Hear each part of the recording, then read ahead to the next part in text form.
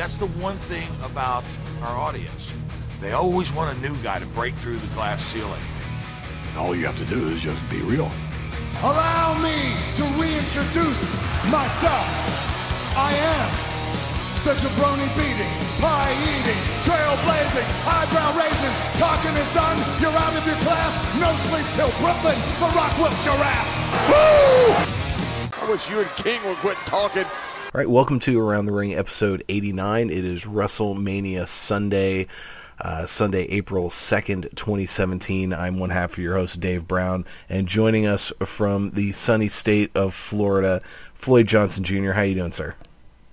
It is a great day, nice and sunny and humid as always in Florida.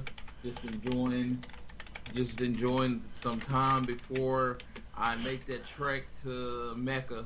And it's funny because, you know, in religions, Mecca is one place, but when wrestling is your religion, it's a different place every year.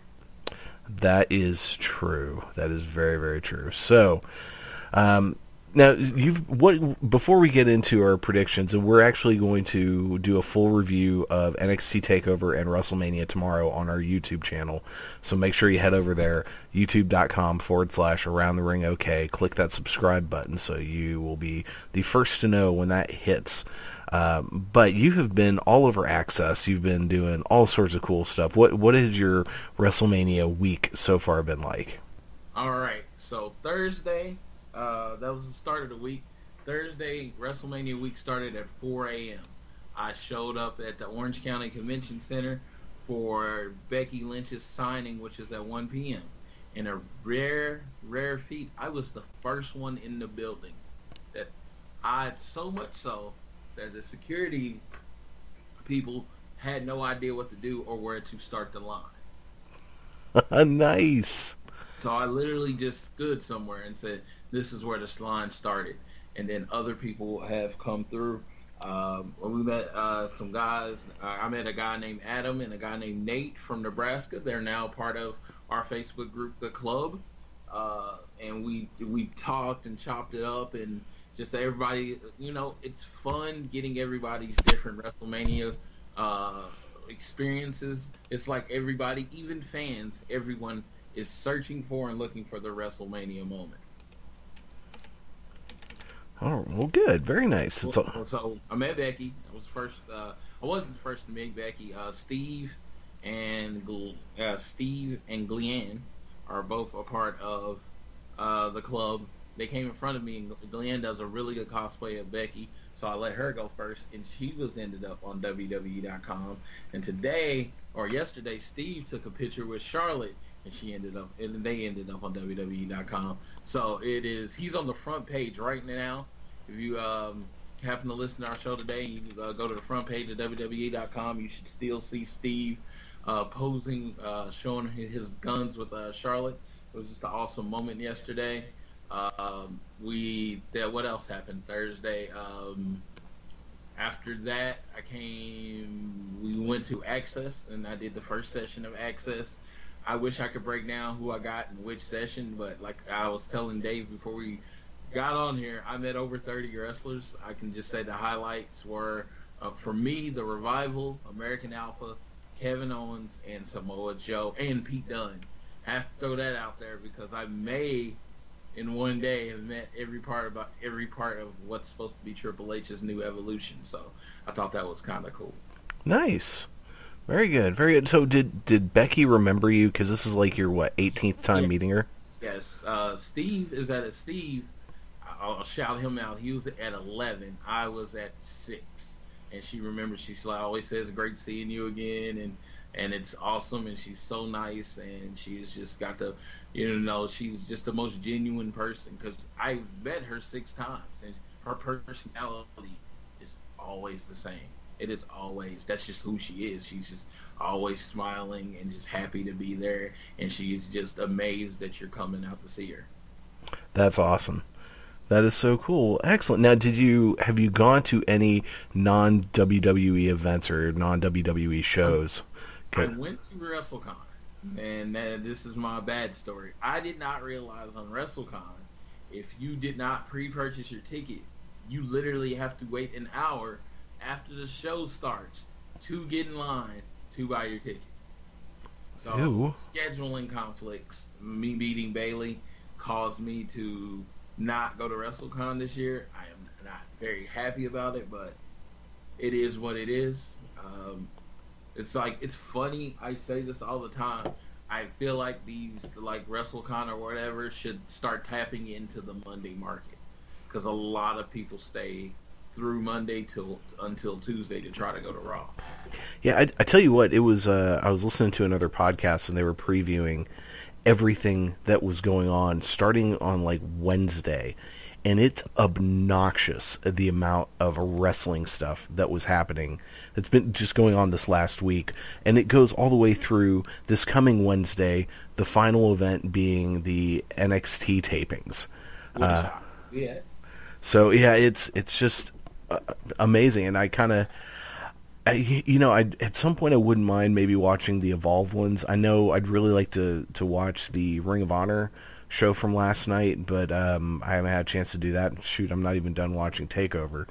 But speaking real quick, some news that popped up. A certain former member of Three Man Band who had just been on an Evolve pay-per-view was at NXT TakeOver last night. Had you seen that? Yes, I saw him in the crowd, so that was awesome. Yeah. Drew McIntyre. Yes, the former Drew Galloway is back in the WWE fold, and apparently he will be staying in NXT for a while at least. Yeah, he is signed to NXT. I think he might be that one guy Triple H has been talking about for a long time, treating NXT as its own brand, and he may be the start of that. That would be cool. I think him and Ono might be the start of that. I could see that. Signed back just to work NXT shows. And I could actually see that, because as great as Cassius Ono is, I don't know how well he would do on the main roster. Not because he doesn't have the ability. I just see him as a guy that Vince would look at and go, I don't get this, and then he would be screwed. Whereas Triple H looks at him and knows what to do with him. And same with Drew McIntyre. I mean, despite the fact that Vince at one point was like, this guy is the second coming, he then completely dropped the ball with him. And so I have way more faith that Triple H will know what to do with him in NXT than Vince and the main roster folks will know what to do with him on Raw or SmackDown. So some people just work better in small crowds. Exactly, and there's no reason to not do that. Yeah, exactly. NXT is your indie developmental territory. You need veterans for the young kids to come in and work with and get better. Yeah. Different styles, different philosophies on storytelling, so they can learn how to adapt to a bunch of different ways. These are guys that have been on the road, that have, basically booking matches, going to different countries to work, to feed themselves every day. So they're going to be able to teach these younger people that might not understand the struggle about how to survive it. You're right, exactly. So yeah, that.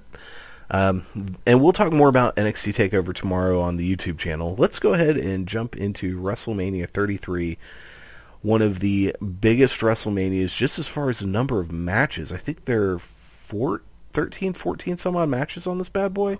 Well, Wikipedia says 13. 13. Now, this does not include... This is missing... let's see. No, it's got the Dean Ambrose match. Well, let's just go through this. So, pre-show looks like... and it makes me sad that this is on the pre-show, because this should be the show opener. But Neville defending the Cruiserweight Championship against Austin Aries. You think it's time for Neville to drop it and Austin to win? What do you think? What do you got on this one? Neville brought legitimacy to the NXT title. He brought a stability to the NXT title. I think he can do the same thing for the Cruiserweight title. That way, when you finally push that face through the moon to beat him, it'll be that much bigger of a deal. So I do have Neville going over in this match, and I was on the point where it should be the first show or the show opener. It is to a lot of people, to the people that are going to be in the building and then the people watching WWE Network, it is the first match they're going to see. They don't think of it as the pre-show because they're either there or they're watching it network, and it just goes into the show. That's true.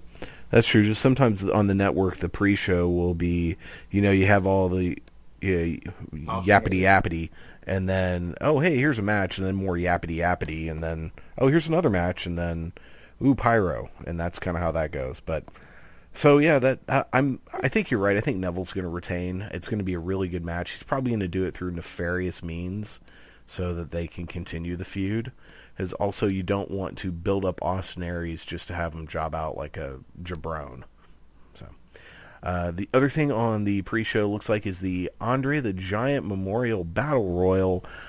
I do not have a list of the people who are going to be in this. Do you know who's? I do not. I know the major people. I know basically every tag team in the SmackDown division is going to be in it. Oh yeah, because their titles aren't being defended. That's the one championship that's not on here. That's screwed up, man. It's freaking... I know it's not Night of Champions. It's freaking WrestleMania. Every title should be defended, for fuck's sake. I mean, I was going to say... they brought up last year when Ryback and Kalisto fought for the U.S. belt. That was like the first time in years that the U.S. belt had been defended at WrestleMania. So, me doesn't bother me. To me, if you haven't built up a good enough story to where it's going to add to WrestleMania, why put it on just to end up cutting it? That is a good point. So is Braun in the Battle Royal, do we know? Braun, Big Show, and Mojo are the biggest people. I know Ziggler's in it, but I think those are the three people that everyone thinks may or may not win it. I think Braun's going to win it, but I'm rooting for Mojo just because I like him. There you go. Who do you think anyone from NXT is going to show up in it? They announced a special guest member. First, the first Chinese signee from the WWE. I don't know his name, but he's going to be in it. And then Killian Dane was announced as the special NXT participant. Interesting that they're putting a member of Sanity in there. Speaking of Killian Dane, I think Hansen called. He'd like his DNA back. Because, Killian Dane, it just screams of, I want to be Hansen. And not Mbop Hansen. I'm talking Ring of Honor Hansen. And that poor guy needs some new gear. He needs to wear a shirt. Bless his heart. Anywho. Damo, no. He wants to show you all his Damo-ness. Yeah, he's showing us something. But you think it's going to be Mojo? I suspect. I mean, the easy money's on Strowman. It would make sense for Braun to win this. I just imagine someone pointed out yesterday that they all the people attack Braun and Big Show and get rid of them fairly quickly. That would be the smart move. I mean, that really would. But you don't foresee? Do you? I'm guessing you're not foreseeing a surprise winner like last year with the Baron Corbin. When they announced that there was going to be a surprise NXT entrant, I thought it was going to be Nakamura, and I thought he would win it. But no, I don't. I think it's going to go straight forward, Braun or the Big Show. I even had a thought where they end up making after the Battle Royal. They ended up adding Big Show and Braun to WrestleMania, so Big Show could have his solo WrestleMania moment. But we'll see.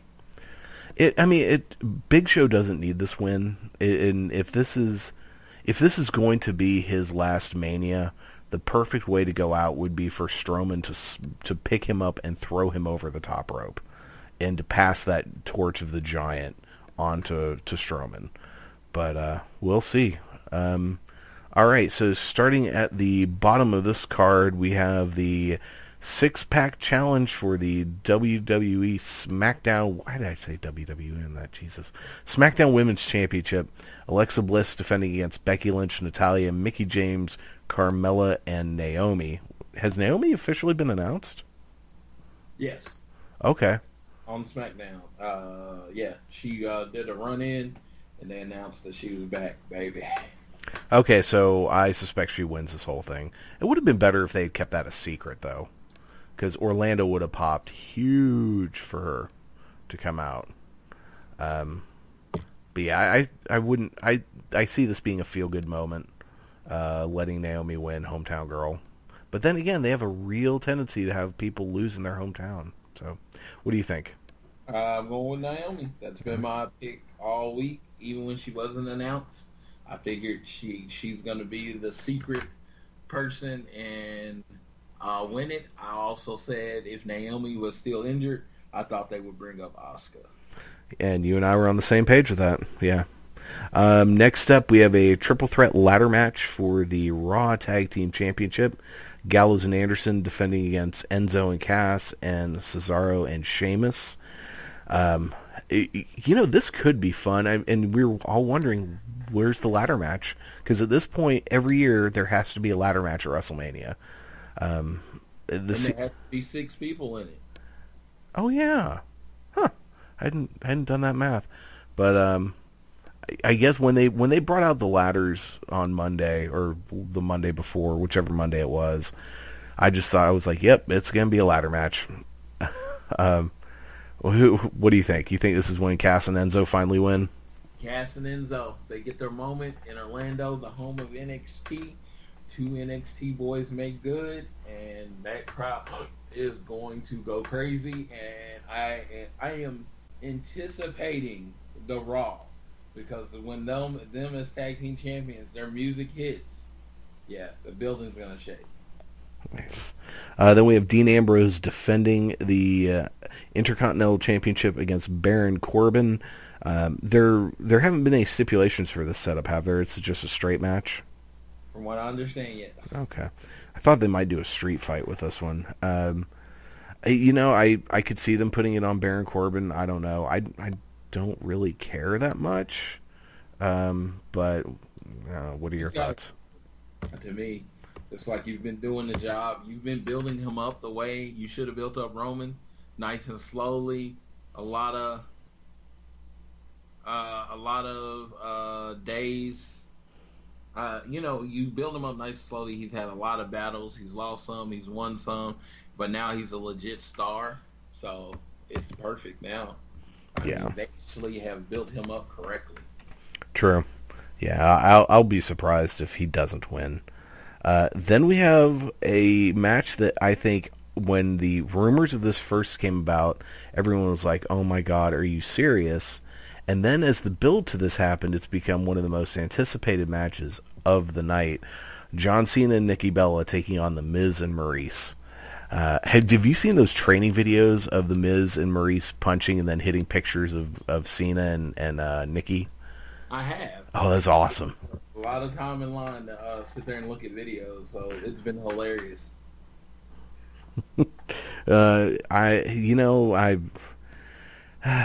Is John Cena proposing at the end of this?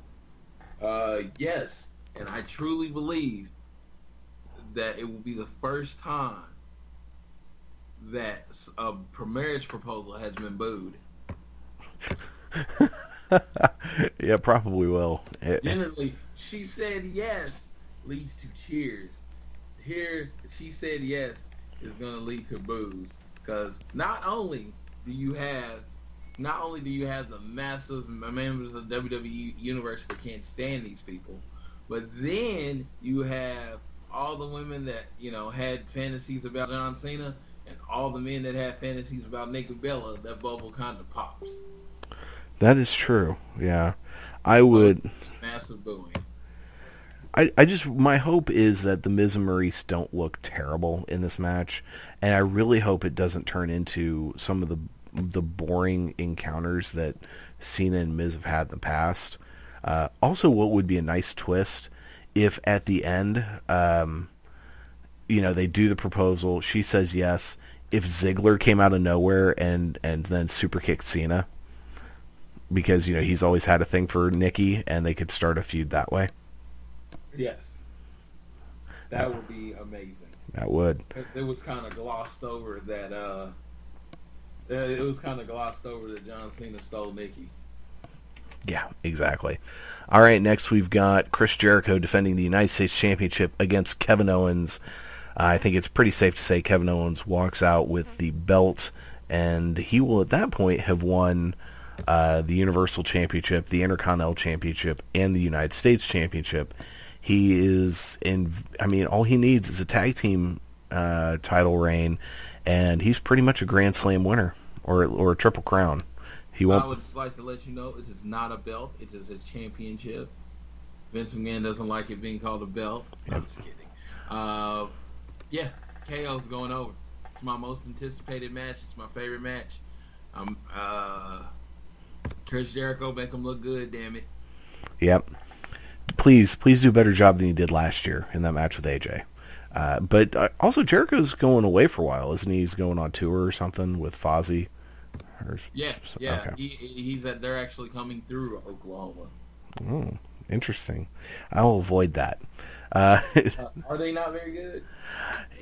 I don't know. To be fair, I've never listened to them, but it's cheesy hair metal, so it's like, Bon Jovi type stuff. Now you need to listen to it, and I need a review on your podcast of the works of Fozzy. I will get back with you on that. Next up is a fatal 4-way elimination match for the Raw Women's Championship. Bayley defending against Charlotte, Sasha Banks, and Nia Jax. I literally have no idea who's going to win this match. I'm just going to say Sasha because I figured they'll give Charlotte one and then Sasha one herself. They have to be equal in everything. Yeah, and I guess now that Charlotte's streak is over, we don't have to worry about that. I don't know, and I don't care. They've done such a poor job on Raw with the women's division, despite the fact that they have, and such a talented division. I don't care. So yeah. Then we've got Shane McMahon taking on AJ Styles in what very well could be the best match of the night, because Shane's going to do something insane, and AJ Styles is the best wrestler in the world. This match should be quite like the James Ellsworth match if we were actually looking at this is a wrestler and this is a guy that, watches wrestling. But hey, you know what? Shane is a man, and any man with two hands has a fighting chance. See, that's why I'm screwed. But that's a whole other story. But in all seriousness, though, Shane is not a wrestler, but he is insane in the ring. And he, if nothing else, the man knows how to take a beating, so it'll be entertaining. Then we have the non-sanctioned match, Seth Rollins versus Triple H. How much do we think this ends with a new Evolution beatdown of Seth Rollins? I don't think it does. I think Joe comes in, and then we get the returning Finn Balor. Ooh. That's my opinion. That would be nice. Who do you think wins, or do you think it's a no contest ending? If anybody has to win, I think it'll be Seth. There you go. Then we have what has been rumored as the potential last match of the night. And if this happens, oh God love you, Vince. You are an idiot. Undertaker versus Roman Reigns. It's Roman Reigns. I mean, you can watch wrestling. You could have watched 4 shows this year, and they'd be like, who's going to win, under Roman Reigns or Undertaker? You'd be like, Roman Reigns. Because spoiler alert, Roman wins. Yeah, it's going to be ugly. But on top of that, it's probably not going to be any good, because poor Taker is not looking good, man. It's so strange. He looked terrible at WrestleMania 30. But, I mean, he got concussed and all right at the beginning of that match. And then he had that match with Bray the next year, and he looked pretty good. Bray actually was hurt, and Undertaker had to carry him through the match. Yeah, so Taker, it was like, oh, well, this year was an anomaly. And then he had all those matches with Lesnar, and he looked pretty good in those. And now, then he came out at the Royal Rumble, and he just looked frail. I mean, I know he just had hip surgery, but he just did not look good. And he has since not looked good. This is going to end in a shower of boos. If yeah, we're a broken record. We've said it before. We'll say it again. If this doesn't end with at some point Roman turning heel, then it's just a lost cause. But that's not going to happen. So here, okay, we've got two more matches: the Universal title and the WWE title. Between those two and the Undertaker Roman Reigns match, which one do you think is actually going to be the last one? I'm hoping Bray and Randy, but I think Roman and Undertaker. Okay, yeah. Vince truly has his head up his ass, and he thinks it's going to end with Roman being cheered, and it's just not. And I don't understand how he doesn't get it, how he doesn't hear the thunderous boos. And it'd be one thing if he was just getting booed in, Philly and Brooklyn and other smarky towns. But no, he gets booed in, like, Omaha. So it's... I don't get it. So well, let's talk about Goldberg and Brock Lesnar for the Universal Championship. Yeah, Lesnar wins. I mean, that's the only way this goes down. I'm guessing, unless they, I don't know. What do you think? Lesnar, Goldberg. I give absolutely. I hope no one's listening to this with children around. I'm giving you your spoiler. 5, 4, 3, 2, 1. I give 0 fucks. By saying that, I am literally, as soon as they start playing their preview of the match, I am going to go to the bathroom, going to get something to eat, and I'm going to get something to drink. And it should be over by then. Because I don't care. Yep. I don't. I would rather watch Nikki Bella wrestle Hornswoggle than watch this match. Ooh. Now, you know what? Hornswoggle and El Torito had that WLC match a few years ago that was real stinking good. Yeah. Again, that's what I said. I'd rather watch a little person against a no-talent diva than watch Goldberg versus Lesnar for a title that's supposed to be important. And just know, I don't care. All right. Literally made your newest, shiniest belt something I don't care about. I care. I'm waiting for Raw, so hopefully Triple H and his crew can handle this business, because this is stupid. Well, and though the Universal Championship is nowhere near as shiny as any of those new NXT belts. Because literally, those things are shiny. They would focus on those, and it was hard to see them because they were so dang shiny. So much light reflecting off of those things. As a person that has an NXT belt, I prefer the old ones. I think I prefer the old tag team ones for sure. And I liked the women's one. I liked the three of them were very distinct. And now the women's belt and the NXT belt are the same exact freaking belt. Except one smaller, which is sexism. There you go. Yeah. I'm not even joking when I saw that. I'm like, why is the women's belt smaller? Well, the Raw and SmackDown women's belts are smaller than the World and Universal Championships. Again, because they don't matter as much because of women. There you go. There you go. Stupid. Yeah. I'm not reaching there. I'm just saying, just the optics of it. And maybe they tried to do it proportionally for the size of the competitors, because generally speaking, the female competitors are smaller. So now women are smaller than men. What's going on here, Dave? No, I'm just I'm just kidding with you. I'm really just messing with you. So the match that I think you and I both want to see go on last, the one that the only one actually that has been officially, that I've seen on TV, called the main event. Bray Wyatt defending the WWE Championship against Randy Orton. It should definitely go last. Yes. Bray is very much Florida-born, Florida ties. I mean, he's all about Florida. Randy Orton, the name the family knows. RKO is probably the biggest move in wrestling right now. So. And who do you think's winning?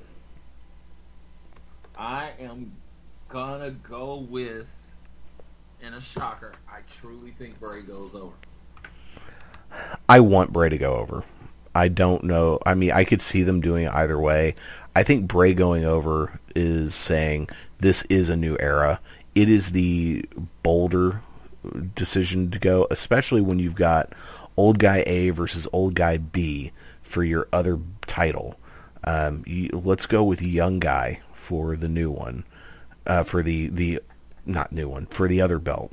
And yeah, I think they put on a hell of a match. Do you think Luke Harper or Eric Rowan or anyone gets involved? It honestly only makes sense that they do, but I think they try. If you notice, I mean, very rare is to run into in a world title. They try to make it about the two competitors. So I think if that's the case, Bray just goes over clean. And Bray needs the win. He needs to go over clean. So let's hope that happens. And then maybe on Tuesday he and Luke they get back together or something. I don't know. I'm not sure. But I do like that Luke has a new shirt. He found a new tank top, so that's nice. Yeah. Yeah. So that is WrestleMania 33. Your overall excitement for this WrestleMania? Scale of 1 to 10. Actual card 4. Being in the building at WrestleMania 10. Very nice. Yeah, I mean, being there makes bad cards better. Oh yeah, the environment, from what I've seen of WrestleManias, is the environment there has got to always be just crazy. So yeah, I'm kind of meh about the whole thing. I mean, there are some things I'm looking forward to. I think the things I'm most looking forward to are the Jericho Owens match, the Shane AJ match, surprisingly, and the Bray Randy match are the ones I'm most looking forward to. I'm also really, really interested in seeing what crazy shit Cesaro does in that ladder match. Because of everyone in that match, he is the one that will pull off the craziest stuff. And I think, I think Enzo will be the one to take the biggest spot because he's the one that can't really work.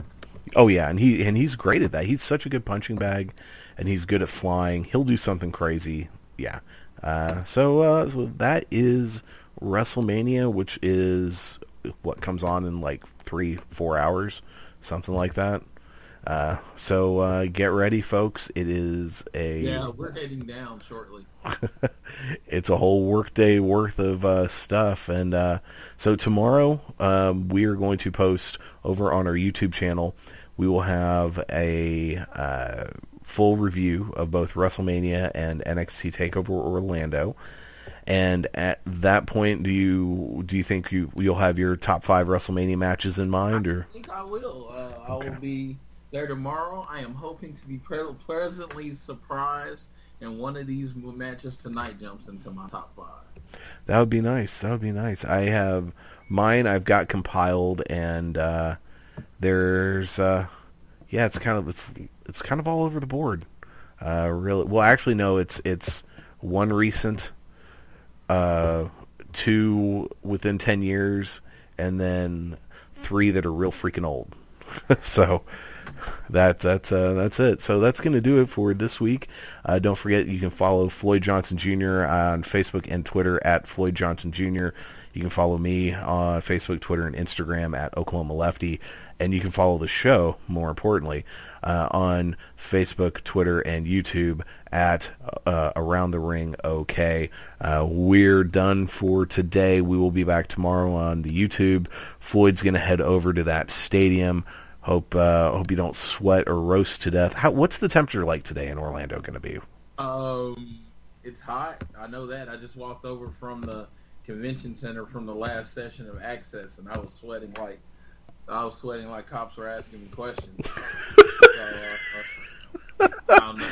It was that thing. It was pouring. So it's pretty hot. I'd say at least 85, but it's like not a cloud in the sky. So it's that Florida heat.